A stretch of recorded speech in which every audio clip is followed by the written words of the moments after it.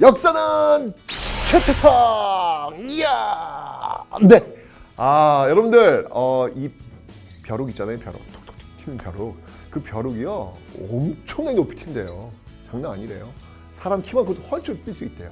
그런데 그 벼룩을 이렇게 그 유리잔에 딱 가둔 상태에서 거기서 이제 툭툭 튈 거 아니에요. 그런 다음에 그 유리잔을 딱 거두면 딱 그 유리잔 높이만큼만 뛴대요. 무슨 말이냐면 여러분들 지금 목표가 있을 거 아니에요. 여러분들 공부할 때 반드시 목표 있어야 합니다. 목표 없이 그냥 공부할 수는 없어요. 그 목표 있어야 되는데 그 목표를 너무 낮게 잡지는 않았으면 좋겠어요. 네, 조금 더 높이 잡아야 그 높이에 맞게 여러분들이 준비를 할 수가 있거든요. 네, 여러분들이 여러분 어떤 그 수준에 딱 맞게 목표를 잡아버리면 그 목표에 도달하지도 못하고 주저앉을 가능성이 많이 있습니다. 그래서 여러분들 조금 더 여러분들의 목표를 좀 더 올려서 잡고 달려가시기 바랍니다. 아시죠, 여러분들? 자, 여러분의 목표. 이 강의 4일 만에 끝낼 거 한번 3일 만에 한번 도전해 볼까? 뭐 이런 거. 도전 갑시다.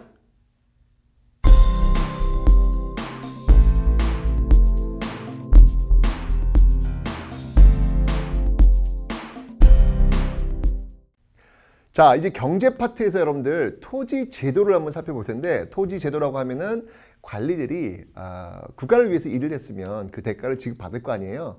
어떤 원칙에 의해서 받았느냐라는 거예요. 이미 배웠어요, 여러분들. 신문왕 때 우리는 노급폐지하고 관료전 지급했던 거 기억나시죠? 관료전의 지급, 노급폐지 그거 기억나시고, 고려시대 때 전시과 기억나시죠? 네, 바로 그거예요.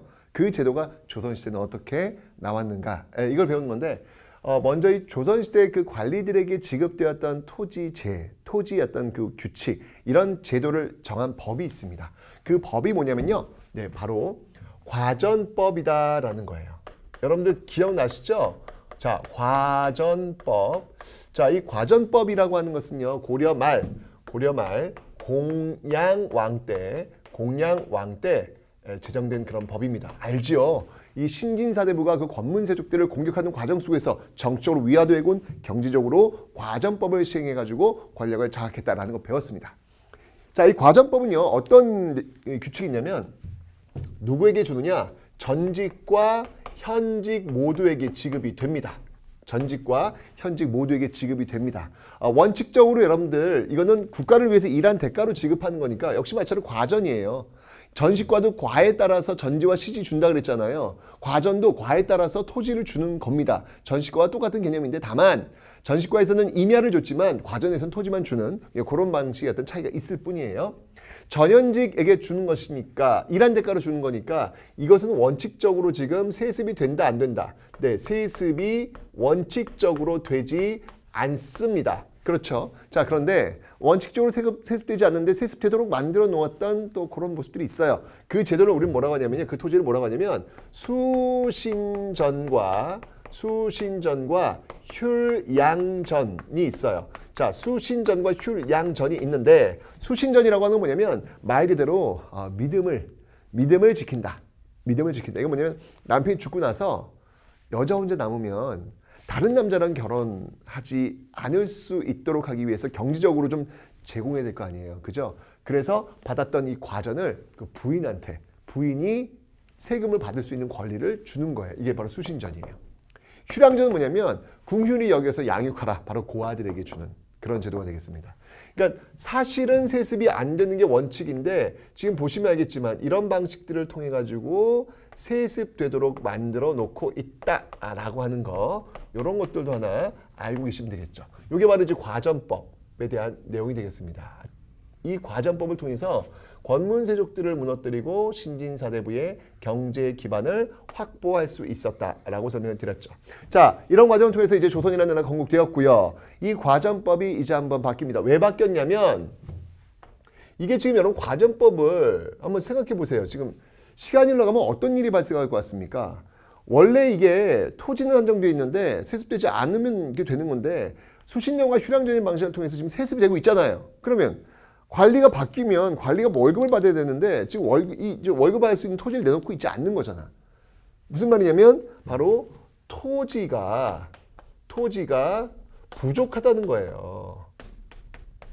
네, 토지가 부족한 현상이 벌어지게 되더라. 자, 이렇게 되면서 이 과전법을 더 이상 유지할 수 없었던 것이죠. 그래서 바로 직전법이라는 게 시행이 됩니다. 직전법. 자, 이 직전법을 시행한 왕은 누구였냐면요. 바로 세조예요. 세조. 경국대전을 만들기 시작했고, 그다음에 집현전 없앴던 그 세조. 그렇죠. 그 세조입니다. 이 세조는요. 야, 전현직 아예 안 되겠다. 야, 전직에게만 줘. 현직에게만 줘. 현직.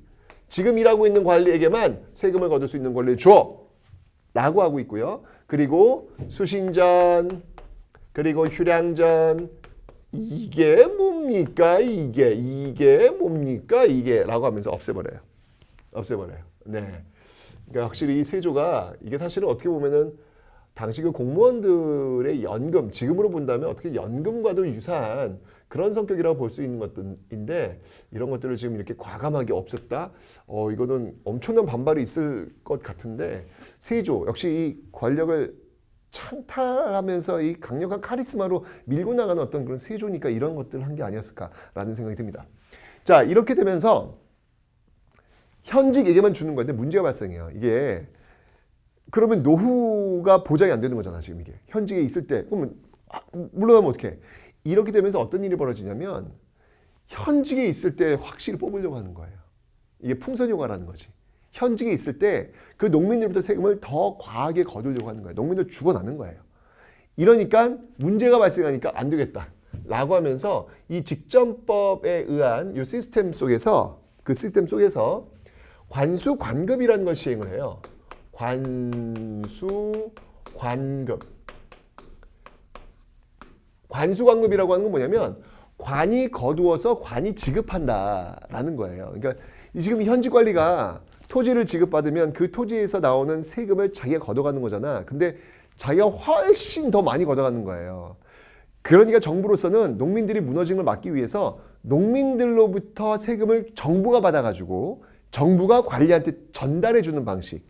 관이 지급받고 관이 지급하는 양식, 관이 받아서 관이 지급하는 양식, 관수관급제. 그러니까 이 관리들의 어떤 그 부정 비리를 좀 차단하겠다라는 의지가 있었던 것이죠. 그러다가 아예 그냥 이 직전법 자체를 폐지합니다. 직전법 자체를 아예 폐지합니다. 이게 언제냐면 명종 때예요. 명종 때. 네, 명종 때 아예 폐지를 하고 있더라라는 거. 그러면서 관리들 그 돈은 어떻게 받아요? 어떻게 먹고 살아요? 네, 대신 녹봉제, 녹봉의 전면 실시. 그러니까 지금으로 얘기하는 어떤 그런 월급 개념, 공무원들의 월급 개념, 이런 녹봉이라고 하는 것들이 전면적으로 실시가 되면서 바로 관리들에 대한 어떤 수조권, 그죠? 이제까지 여러분들 뭐 관료전, 노급, 전시과, 과전법 다 이건 수조권 기반이잖아요. 그 토지에서 나오는 세금을 거둘 수 있는 권리였잖아요. 이제 그런 제도가 없어지게 되는 시기가 바로 이때다라는 거. 그 아주 고대부터 출발했던 관리들의 어떤 수조권, 이런 것들이 이제 관리들의 어떤 수조권이 소멸되는 그런 어떤 모습들을 여기서 여러분들이 이제 만나보실 수 있다라는 거. 이게 바로 토지제도의 변천 내용이었습니다. 하여튼 포인트는 여러분들 과전법에서 직전법으로 바뀌었다. 이 내용만 기억하시면 됩니다.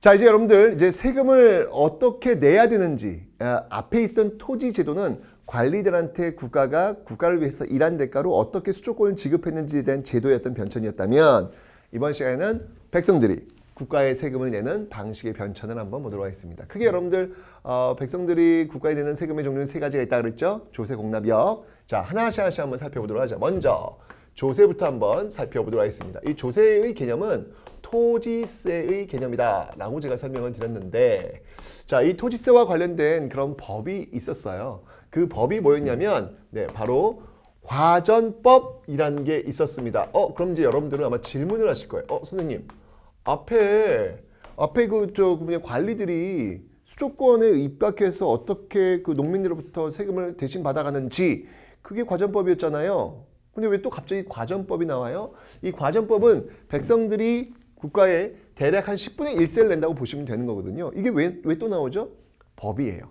법은 큰 개념이잖아요, 여러분들. 그 안에 과전법이라는 큰 법 안에 관리들이 어떻게 국가를 위해서 일한 대가로 세금을 받아가는지에 대한 내용도 들어가 있고 백성들이 어떻게 국가에 얼마만큼 세금을 내야 되는지에 대한 규정도 들어가 있는 거예요. 예. 그 과전법, 똑같은 과전법이에요. 다만 여기서 이제 이야기하는 것은 수치제도, 과전법에 적혀있는 수치제도의 개념을 이야기하고 있다라는 거 받으시면 되겠습니다. 자, 이 과전법에 의해서 백성들이 이제 국가에 세금을 냈는데 세종 때가 되면요, 이 과전법을 바꿔요. 뭘로 바꾸냐면 공법이라고 하는 개념으로 또 바꾸게 됩니다. 자, 공법. 자, 이 공법은요, 세종 때입니다. 세종 때인데 이게 무엇인지 좀 설명을 좀 드릴게요. 뭐냐면 세종은 세금을 내는 사람 입장에서 조금 더 억울함이 없도록 했으면 좋겠다. 그러니까 더 그 기준을 촘촘히 나눠가지고, 왜냐면 여러분들 기준이 이렇게 널찍널찍하면요, 기준 그 구간 자체가 널찍널찍하면 좀 억울할 수 있죠. 예를 들면 이런 거죠. 예를 들면 1,000만 원을 번 사람하고 1억을 번 사람하고 세금을 똑같이 내. 그럼 이거 조금 너무 불공평하잖아요. 그죠? 그래서 세종은 그 기준을 더 세분화해라. 그래서 1,000만 원에서 2,000만 원, 2,000만 원에서 3,000만 원, 3,000만 원에서 4,000만 원 이렇게 세분화시켜가지고 그 구간에 맞게끔 세금을 거두라는 얘기예요. 그러면 좀 억울함이 좀 덜하겠죠. 그래서 촘촘히 나눕니다. 자, 그래서 이 공법은 어떻게 이루어지냐면요, 바로 전분육등법. 전분육등법. 이 전분육등법이라고 하는 건 여러분들 바로 토지의 비옥도, 토지의 비옥도에 따라 가지고 토지를 6개 등급으로 나눈 거예요. 그 다음에 연분구등법. 요걸 이렇게 쓸게요. 자, 전분육등법은 바로 토지의 비옥도에 따라서 나눈 것이고, 그 다음에 연분구등법. 자, 연분구등법이 있는데 이거는 뭐냐면 그 해 풍흉에 따라 가지고, 왜 어떤 해는 농사가 잘 된 해가 있고 어떤 해는 농사가 못 된 그런 해가 있을 거 아니에요. 그죠? 그 풍향이란다. 예, 풍흉에 따라 가지고 나눈 것. 이게 바로 연분구등법이다. 그러니까 여러분들 이렇게 되면 경우의 수가 6, 9, 54가 나오는 거예요. 54개의 경우의 수를 만들어 가지고 공정한 조세 정책을 펼치겠다라고 하는 의지가 바로 이 세종을 통해서, 세종의 어떤 공법을 통해서 알 수 있다라는 것이죠. 이게 바로 공법이었습니다. 자, 이런 그 공법들이 시행되는 그런 과정에서 이제 여러분들 이제 임진왜란, 그죠? 네, 임진왜란을 겪게 됩니다. 양난을 겪게 되면서 바로 이런 수치 체제에 대한 어떤 그런 변화가 굉장히 많이 나타나게 될 거예요. 자, 어떻게 변했냐면 이게 바로 1592년 임진왜란 벌어지면서, 자, 뭘로 바뀌었냐면 이 공법 체계가요, 영정법이라는 걸로 바뀝니다. 영정법. 자, 영정법을 시행했던 왕은 언제였냐면 바로 인조 때예요. 인조 때. 인조 때 여러분들 호란, 그죠? 호란 겪었던 그 왕이잖아요. 그 인조 때 영정법으로 바꾸는데, 이 영정법이라고 하는 건 뭐냐면요, 토지 1결당 4에서 6두, 4에서 6두를 내도록 하는 영원히 정하는 법이에요. 이 전분육등법, 연분구등법은 매번 기준이 달라지잖아요. 이러니까 좋기는 좋은데 이걸 실제로 시행하기가 굉장히 어려운 거예요. 쉽지가 않은 거예요. 그런데 아예 그냥 정해버리는 거예요. 영원히 정해버리는 거예요. 일결당 4에서 6도. 1결이라고 하면 대략 한 운동장 정도의 사이즈 떠올리세요. 이게 다 좀 틀리긴 한데 대략 여러분 이미지를 한번 떠올려 보시라는 얘기예요. 한 운동장 정도 크기고요. 4에서 6도라고 하면은 쌀 한 반가마 정도? 예, 이렇게 여러분들 아마 기억하시면 될 거예요. 세금을 그렇게 내는 거예요. 그 운동장 크기에서 한 쌀 반가마 정도가 세금이에요. 이렇게 아예 딱 정해져 버리는 것이죠. 이게 바로 영정법이라고 보시면 되겠습니다. 이렇게 영정법으로 지금 바꾸고 있다. 이게 바로 조세의 변천 과정이다 라고 하는 거 기억하시면 되겠습니다. 됐죠? 조세 끝났고. 자, 그 다음은 여러분들 이제 공납에 대해서 한번 살펴보도록 하겠습니다. 공납. 공납은 여러분들 뭘 내는 거죠? 공납은 특산물을 내는 겁니다. 그죠? 특산물을 내는 건데 이 특산물을 내는 그 기준이 있어요. 그 기준은 집집마다 내는 거예요. 이건 뭐 양반도 내야 되고 뭐 천민도 내야 되고 그러니까 뭐 하여튼 집집마다 다 내는 거예요. 일반 양미도 내야 되고. 그래서 이거를 호 단위로 낸다. 집집마다 1호, 2호, 3호 호 단위로 내는 거예요. 집집만 내는 건데 근데 문제는 뭐냐면 특산물 내는 게 어려워요. 예를 들면 제주 특산물이 뭐예요, 여러분들? 귤이잖아. 귤이 이게 워낙 귀한 거니까 귤이 정말 요만큼 이렇게 열려요. 열매가 요만큼 열릴 때 그걸 다 적어요. 개수를 다 적어요. 그리고 그 개수만큼 무조건 내야 돼. 근데 여러분들 제주도에 비바람이 얼마나 세요. 그럼 그게 떨어질 수도 있잖아. 무조건 맞춰내야 돼요. 그러니까 얼마나 힘들겠어요. 특산물이 이래요. 그리고 안 날 수도 있고 못 잡을 수도 있고 그렇잖아요. 무조건 내야 돼요. 이러니까 너무 힘드니까 이런 것들을 대행해주는 대행업자들이 등장을 합니다. 지금하고 똑같아. 지금도 왜 사람들이 힘든 일이 있으면 그거 대행해주는 사람들이 등장하듯이 이 당시도 등장하는데 그들을 우리는 뭐라고 하냐면요. 바로 방납업자라고 합니다. 방납업자. 자, 방납업자. 이 방은 뭐냐면 막을 방자예요.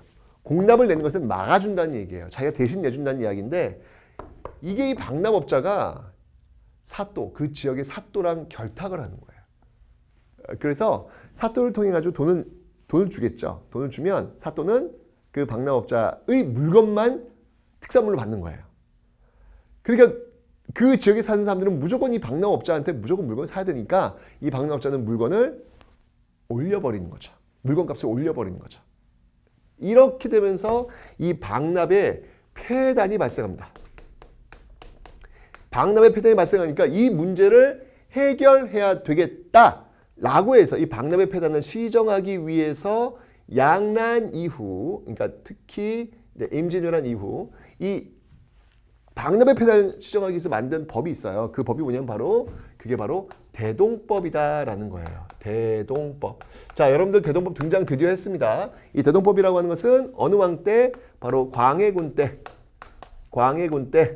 시행이 되었던 그런 제도다라고 했는데 이거는요, 여러분들 1결당 12두를 내는 겁니다.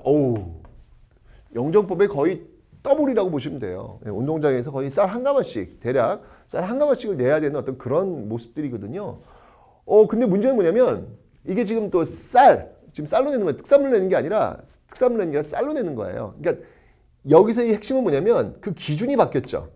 앞에 특산물은요, 집집마다 내는 거였는데 여기에서 그 기준은 뭐다? 바로 토지.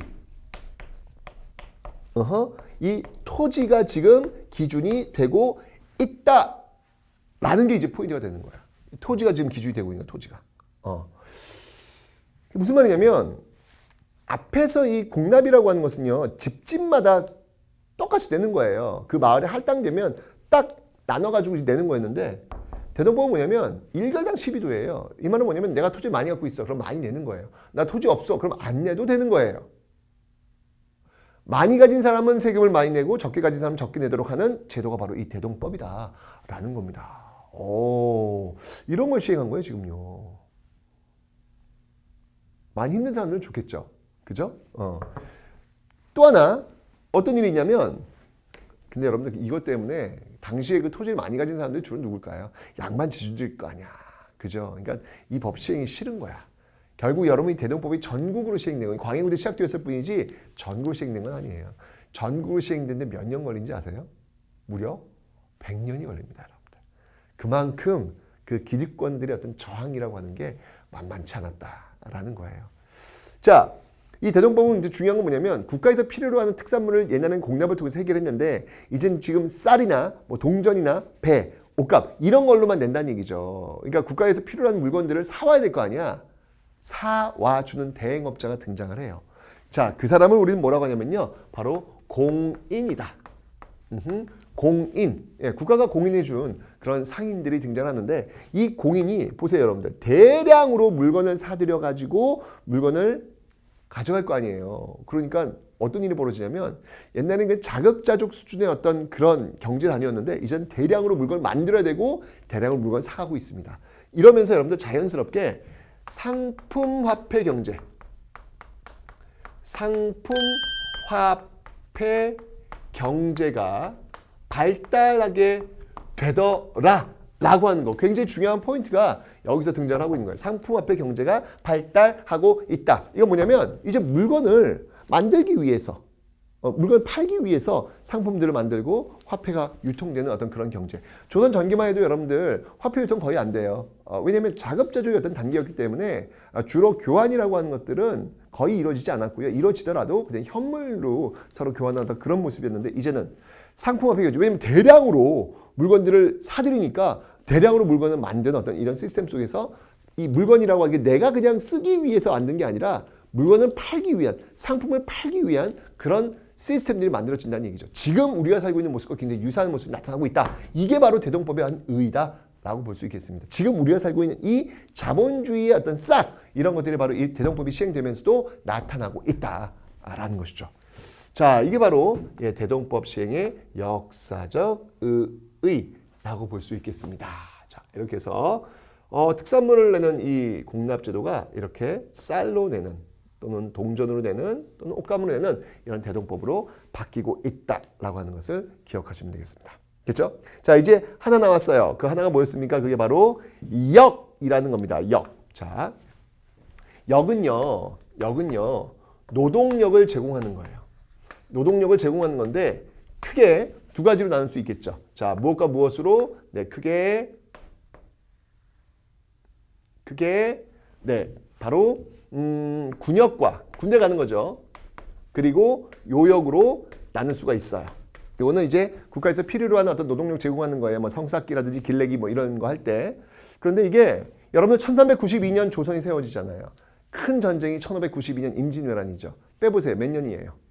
200년이죠. 200년 동안 큰 전쟁이 없어요. 이러다 보니까 어떤 일이 벌어지냐면 이 군역의 요역화 현상이 벌어집니다. 군대 가가지고 군사를 지키는 어떤 그런 군대를 지키는 어떤 그런 일, 나라를 지키는 어떤 그런 훈련 이런 것들보다 그냥 노동력을 제공하는 일로만 가는 거예요. 그러니까 힘들어 사람들이. 그래서 요역을 안 하려고 그래요. 근데 당시에 군대를 빠질 수 있는 방법이 있었어요. 뭐냐면 포를 내고 빠지는 방법. 네, 그걸 뭐라고 하냐면 포를 내고 빠지거나 다른 사람은 돈 주고 그 사람이 대신 가도록 하는 거. 이걸 뭐라고 하면 대립이라 그래요. 대립. 이걸 바로 대립이다. 대신 세운다는 거잖아요. 그 영화 왜 대립군. 대립군도 바로 이제 이 단어에서 나오는 거예요. 이 대립과 또는 아예 포를 내고 빠지는 방법이 있어요. 이게 뭐냐면 노을방자. 군대를 빼주는 거예요. 방군. 그 다음에 포를 걷는 거예요. 수포제. 예. 대립제와 방군, 수포. 이런 것들이 이제 시행이 되는 거예요. 그런데 또 여기도 역시 마찬가지로 이 지방 간의 어떤 그 부정과 비리가 또 결탁이 됩니다. 그 빼주는데 좀 더 내놔야 되겠어. 뭐 이런 식이 나오는 것이죠. 그래서 바로 여기에서도 역시 마찬가지로 폐단이 발생을 해요. 폐단이 발생합니다. 이 폐단을 해결하기 위해서 시행되었던 그 법이 뭐냐면 그게 바로 균역법이다라는 겁니다. 그게 바로 균역법이다. 이 균역법을 시행한 왕은 바로 영조가 되겠습니다. 이 균역법은요, 와우, 엄청난 감세 정책이에요. 1년에 2필씩 내야 되는, 그래야 군대를 빠질 수 있는 2필을 1년에 1필만 내도록 하는 겁니다. 와, 대박이죠. 엄청난 감세입니다. 1년에 1필만 내도록 하는 거예요. 그러면 여러분들 이 국가 예산이라고 하는 거는 이미 정해져 있어요. 이게 어느 쪽이 비면 어느 쪽에서 채워 넣어야 돼요. 예산은 쓸 때는 정해져 있으니까. 결국 1년에 1필이라는 감세 정책을 이거를 좀 해결하기 위해서 대신 새롭게 다른 곳에서 세금을 걷게 됩니다. 뭐였냐면요. 바로 결작. 네, 결작. 이거는 1결당 2두. 1결당 2두를 내도록 하는 거예요. 이렇게 세금을 얻고요. 또 뭐가 있냐면 바로 선무군관. 네. 선무군관. 당시에 조선 후기가 되면 이게 지금 양난 이후잖아요. 조선 후기가 되면은 좀 돈을 많이 번 그런 백성들이 생겨요. 그 백성들이 뭘 하고 싶냐면 돈이 있으니까 명예를 갖고 싶은 거예요. 그래서 명예 양반증이라고 보시면 돼요. 그러니까 명예직을 주는 거예요. 선무군관이라는 그런 명예직을 주는 거죠. 명예직을 주는 거죠. 이게 바로 선무군관포. 이렇게 해서 세금을 또 걷고요. 그 다음이 어장세, 그 다음이 염세. 그러니까 고기 잡으려면 그 어장이 필요할 거 아니에요. 거기서 세금 걷고요. 그 다음에 소금에도 또 세금을 걷는 그런 방식. 사실 이 어장세, 염세는요 주로 이 궁궐에 있는 그 왕족들이 관리를 하거든요. 근데 여기서 세금을 걷는다는 게 뭐냐면 영조 스스로 우리 왕족들이 뭔가 좀 본을 보여야 되겠다. 라고 하는 어떤 그런 모습들도 여기 지금 나타나고 있더라.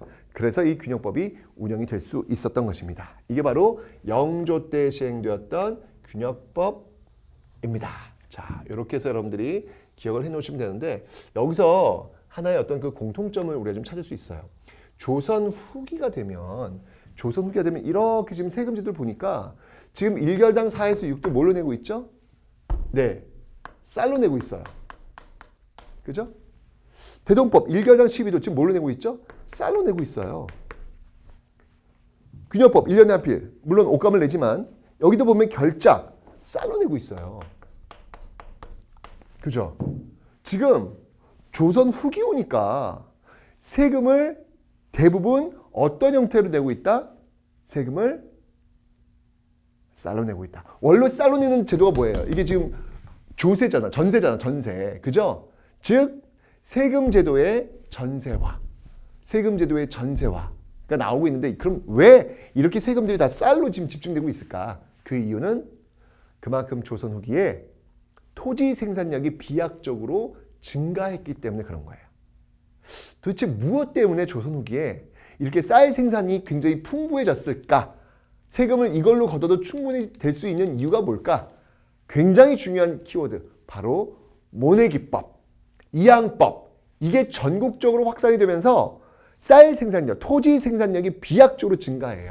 그러니까 정부에서도 이렇게 토지를 거두어서 해결하려는 그런 모습들. 깔끔하잖아요. 가장 깔끔하잖아요. 편하고 투명하고. 그죠? 이런 모습들이 지금 나타나고 있다. 이게 바로 조선 후기 수취체제의 어떤 큰 변화다라고 하는 거. 네. 이런 모습들 통해서 우리가 다시 한번 정리를 할 수 있겠죠. 바로 조세의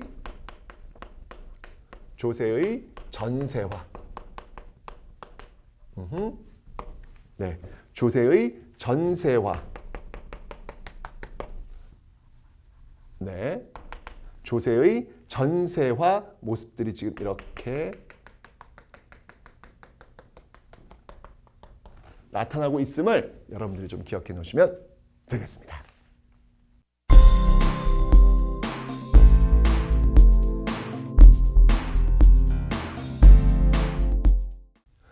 이 토지제도에서 제일 중요한 건 뭐냐면 과전법에서 직전법으로 옮겨갈 때 그 이유, 토지가 부족했기 때문이다 라는 거, 요거 포인트 기억해 두시면 되고요.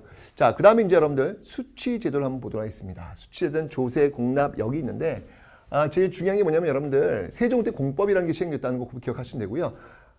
공납의 폐단, 역의 폐단이 무엇인지를 꼭 기억하셔야 돼요. 완전 중요합니다, 여러분들. 이런 것들이 정답지가 돼요. 정답지.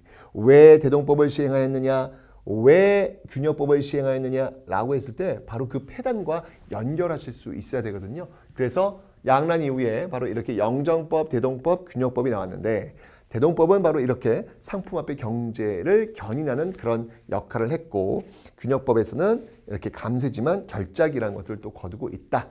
라고 하는 거, 이런 내용들을 여러분들이 기억하시면 되겠습니다. 경제 파트, 조선 후기 경제 파트 문제 나올 때 반드시 나오는 거라고 생각하시면 돼요. 영정법, 대동법, 균역법은 너무 중요한 거니까 꼭 기억하시기 바랍니다. 자, 이렇게 해서 여러분들 조선의 경제 제도에 대해서 한번 살펴봤는데요. 조선 후기는 특히 이 토지 생산량이 비약적으로 증가하면서 지금 현재 우리가 살고 있는 이 시대, 이 자본주의의 어떤 그 모습으로 향하는 그런 액션들이 보이기 시작을 해요. 그 내용들을 이 시간과 다음 시간에 걸쳐서 계속 이어보도록 하겠습니다.